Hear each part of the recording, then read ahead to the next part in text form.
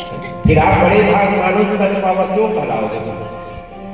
अगर आप में विवेक जागृत नहीं है, विवेक में जागना बहुत जरूरी है। और ये विवेक कोई दुकान में नहीं मिलता बेटा, ये विवेक कोई दुकान में नहीं मिलेगा, कोई मार्केट में नहीं मिलेगा। कहाँ मिलेगा?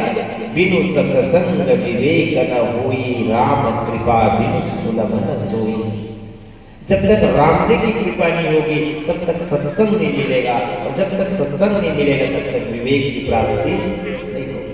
अगर आपको विवेक की प्राप्ति हो गई तो आप अपना मनुष्य जन्म जो 4 पुरुषार्थ को प्राप्त करने के प्रयास करेंगे। और यही विशेष है। अभी जो आपने गोकर्ण उपाख्यान कथा सुने हैं, नारद भक्ति संवाद सुने हैं, ये भागवत जी की महिमा है, महात्मा है। ये कथा भागवत पुराण की कथा नहीं है, ये पद्म पुराण की कथा है। ये भागवत की महिमा जो कल की जो महात्मा बता रहे, कल का ही भाग है जो आज सुन रहे हैं। कल समय रहता ये कथा कल की कथा थी, पर ये महिमा है, महिमा को बताना अनिवार्य रहता है। जब तक जानेंगे तो समझ में कैसे आएगा। अगर आप अपने मुंह से बड़ाई करोगे तो लोग क्या बोलेंगे? बेटा बड़ा शिक्षित ही बनाता है, अपने मुंह से अपन बड़ाई करेगा, अरे शोभनी भी नहीं है, कैसे देगा? अगर आपका बड़ाई तो दूसरा करे, आपका बढ़ाई तो दूसरा करे, तब आप मानने जाएंगे कि हाँ सच में बढ़ाई का पात्र है। तो भागवत जी की महिमा पद्म पुराण ने गाई है, ऐसी है कि भागवत जी की महात्मा ऐसी है। अगर आप कथा सुने, अब हम और आप भागवत जी के जो प्रथम स्कंद उसमें प्रवेश करने हैं। इसमें सूत जी महाराज से संवादित ऋषियों ने प्रश्न पूछा है, 6 प्रश्न। सबसे पहली बात, ये भागवत आई कैसे? निगम कल्पतरो लगलितम फलम शुभ मुखाद द्रव अमृत संयुतम पिबत भागवतम रसमालया मुहुरहो रसिका भुवि भावुकः। निगम कल्प, निगम कहते हैं वेद को, वेद रूपी जो वृक्ष है उसी का पका हुआ फल है श्रीमद् भागवत। और ये तोते के मुख से निकला है। अब तोते की विशेषता ये है बेटा, या तो तोता उसी फल में मुख डालता है जो पहले से मीठा हो, या तो तोता उसी फल में मुख डालता है जो पहले से मीठा हो, या तोता के मुख लगने के बाद कड़वा फल भी मीठा हो जाता है। ये है। और तोते की दूसरी विशेषता ये है कि तोता वही बोलता है जो आप उसे सिखाए थे, दूसरी विशेषता। तो ये कैसी है भागवत कथा? निगम कल्पतरो लगलितम सुख मुखादौ अमृत संयुतम पिबत भागवतम रसमालया मुहुरहो रसिका भुवि भावुका। क्या कहते हैं? पिबत भागवतम, इसको पीना बोल रहे हैं। मेरे को बताओ भैया, अभी भागवत कथा है, सुनते हैं, पीते थोड़ी है। तो भी भागवत में लिखा क्यों कि पिबत भागवतम? कहने का मतलब ये है कि भागवत रूपी जो अमृत है कि दोनों कान से पी कर हृदय में अंदर कर लो, सुनने की। और ये देखिए, मूर्ति भी 2 प्रकार की मूर्ति, कीमत। श्रोताओं में भी 2 क्वालिटी होता है। अभी प्रकार सुने थे, क्वालिटी सुनो। एक मूर्तिकार थे बेटा, उन्होंने 2 मूर्ति बनाई पीतल से, कोई अंतर नहीं, आधे किलो का वो भी, आधे किलो का वो भी, देखने में वजन में हर चीज एकदम पूरा सेम था। और उसको बेचने के बाजार में लेकर के गया, और जैसे ही बाजार में उसको रखा ऐसे टेबल में, खरीदार ने आए खरीदने के लिए, तो मूर्ति का कीमत पूछे, मूर्तिकार मूर्ति की कीमत कितनी है बताइए?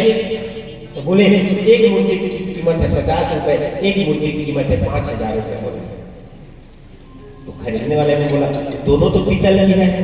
तो बोले हाँ दोनों पीतल की, दोनों का वजन सेम है, हर चीज सेम है, तो फिर रेट में अंतर क्यों, कीमत में अंतर क्यों? तो बोले परीक्षा ले लो जाओ, अंतर क्यों, परीक्षा ले लो जाओ।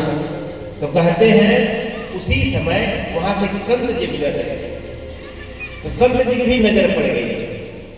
तो संत जी को भी कहा कि महाराज की कीमत, तो बोले एक की 50 रुपए, एक की 5000, अंतर क्या है, परीक्षा ले लो जान लो। तो तो कहते हैं संत जी ने अपनी थैली से सुतली निकाला बेटा, सुतली को ऐसे लंबा किया और एक मूर्ति कैसे कान में डाला, वो सुतली सीधा यहाँ से दूसरे कान से बाहर आ गया। तो संत जी बोले ये मूर्ति है 50 रुपए की, ये मूर्ति है 50 रुपए की। अब दूसरी मूर्ति कान में पुनः सुतली लिया, पुनः डाला, इस कान से डाला और सुतली सीधा अंदर। वो बोले ये 5000 की। कहने का मतलब ये है वो मूर्ति कोई और नहीं, आप यहाँ सुनने वाला ही मूर्ति हो, जितने भी सुनने वाले आप सब लोग ही मूर्ति है।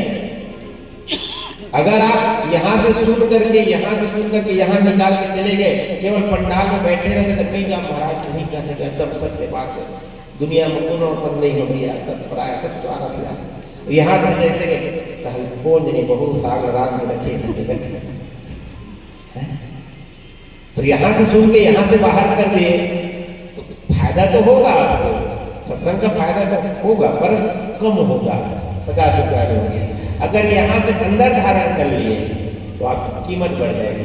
इसलिए कहा गया है पिबत भागवतम रसमालय मुहुरहो रसिका भुवि भावुकः। और कब तक पिए?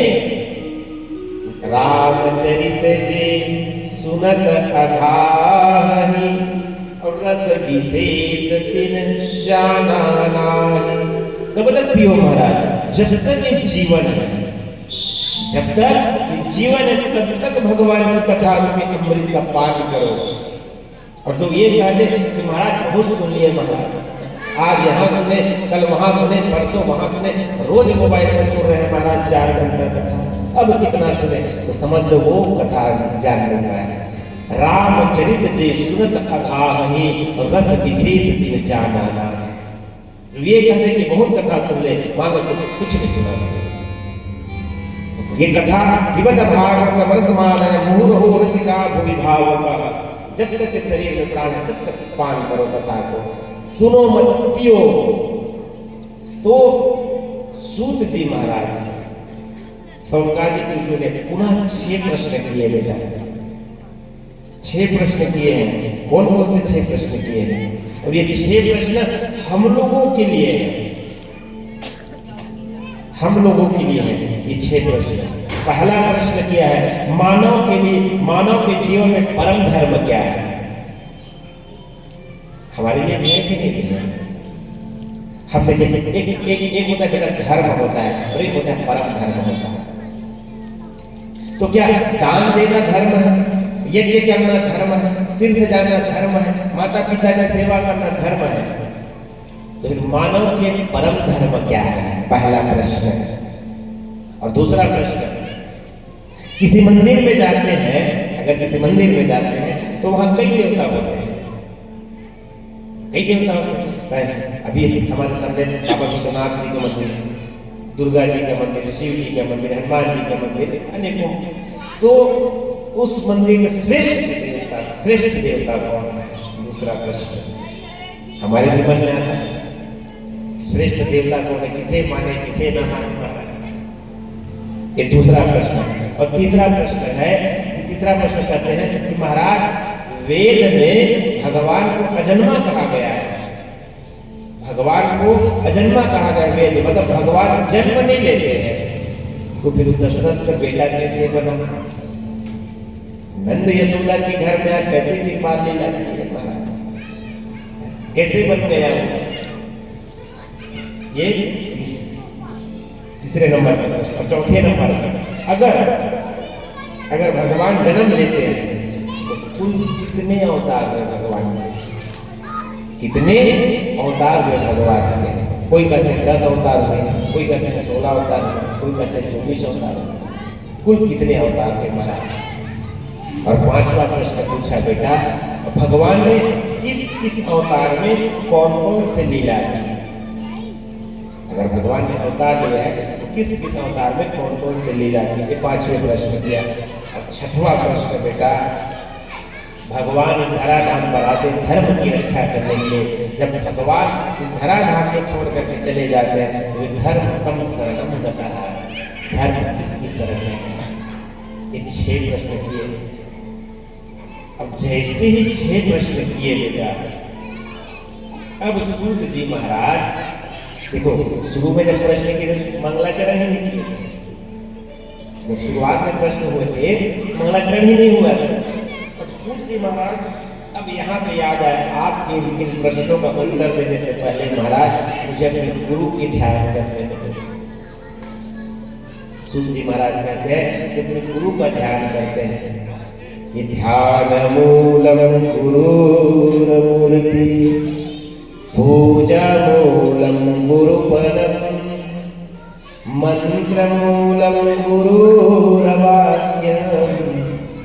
मोक्ष मूलम गुरु कृपा। देखिए जीवन में गुरु अवश्य बनाना बेटा है।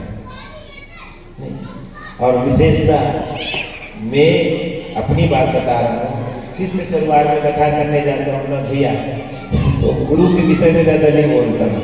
इसलिए नहीं बोलता हूँ चेला वाले में समझे गुरु तो हमारे बच्चों का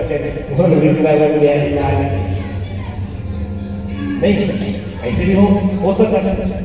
अगर गुरु की महिमा तो कोई भी पूरा कर सकता है, गुरु की महिमा कौन, और बिना गुरु का कोई ग्रंथ पूरा नहीं है, बिना गुरु के कोई ग्रंथ पूरा नहीं है। भगवान भी जब धराधाम में आया बेटा तो उन्होंने भी गुरु बनाया, और यहाँ भी अगर गुरु महिमा मेरी आदत नहीं होगी, मैं मन में ऐसे होता है चेला बेटा मैंने सुना भागवत कथा सुना, चेला बेटा मैंने ऐसे गुरु मोरे बता, और गुरु जीवन में गुरु अवश्य बनाना बेटा। अब आजकल के गुरु से बड़ा सा उदाहरण है, हम जैसे गुरु से थोड़ा सा उदाहरण है, पर गुरु बनना आसान है बेटा। अब गुरु का धर्म निभाना बहुत कठिन है। गली गली गली गुरु पीने सिर मुड़े मुंडा मुंड मुड़ाए तीन मूल सर की नीच जाने का। गुरु से सचिव वैद गुरु तीन जो प्रिय को नहीं भया, राज धर्म तन तीन हो ही बेग नाश। गुरु की बहुत महिमा है बेटा, पर गुरु के लिए भी है, ये केवल शिष्य के नहीं। जैसे शिष्य लोग कहते हैं अभी एक जने मेरे शिष्य बनने वाले बेटा या आने वाले थे, एक कन्या है, लड़की है, वो कथा सीखने के लिए तो यहाँ पूरी उसकी सब चीज हो गई तब आ रही। अभी 28 दिन घर में 7 दिन वहाँ पढ़ा उसके घर में, यहाँ मना दिया उसको। तो बोले गुरु जी अभी तक बोलो गुरु नहीं मेरे बोल रही, तो मैं तो धन्य बाबू आजकल के चेला बन के हो गया, हमारे गुरु होना चाहिए, अच्छा बात है। पर कब तक, जब तक तो गुरु नहीं बने तब तक, गुरु जब तक नहीं बनाए हो तब तक आप गुरु की 1000 बार परीक्षा ले लो, 1000 बार परख लो, आपको कोई दोष नहीं लगेगा, कोई पाप नहीं लगेगा। क्योंकि कभी बाबा कहते हैं कि पानी पियो छान के गुरु बनाओ जान के। गुरु का आप देख लो कि जिस भी व्यक्ति को आप गुरु बना रहे हैं उस सच में आपको अध्यात्म मार्ग में परमार्थ में आपको आगे बढ़ा पाएगा या नहीं बढ़ा पाएगा, देख लो, कोई दोष नहीं लगेगा बेटा, कोई पाप नहीं लगेगा। पर जैसे आप गुरु बना लिए, इच्छा ले लिए उनसे, उसके बाद यदि आप उसका एक बार भी कहीं परीक्षा लेने के लिए सोच लिए, मन में नहीं सोच लिए, फिर भी आप अपराधी हो जाओगे, आप अपराधी हो जाओगे।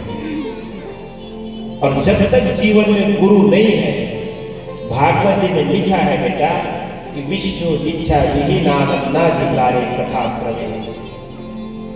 भागवत कथा में पहले हम लोग जब कथा होती है बेटा, पूछते हैं बेटा दीक्षा हो गया तुम्हारा, नहीं हो है महाराज, तो कान फुकवा ले पहले से होता है, नील कमाल तो खेल करता है, कौन नहीं फूकते देता, चल ना हमारे तो दूध दे देता है, बोल नहीं, पर यहाँ जुड़ने का श्रेय उनके को नहीं जाते। क्या बात है, मायके परिवार से लोग पता नहीं कब से याद नहीं जुड़े हुए, और यहाँ जो कथा हुई ना, आप सबको बताओ गजब की बात बता रहा हूँ। यहाँ जो भागवत भगवान आई ना, सच बता रहा हूँ, यहाँ भगवान को आना था। आप मन में ये मत सोचना, कभी मत सोचना बेटा कि मैं भागवत करवाया, दोनों भाई कभी मत सोचना। पूर्व प्रेरक वंशमणि, अंदर प्रेरणा करने वाला नाट्य होता है बेटा।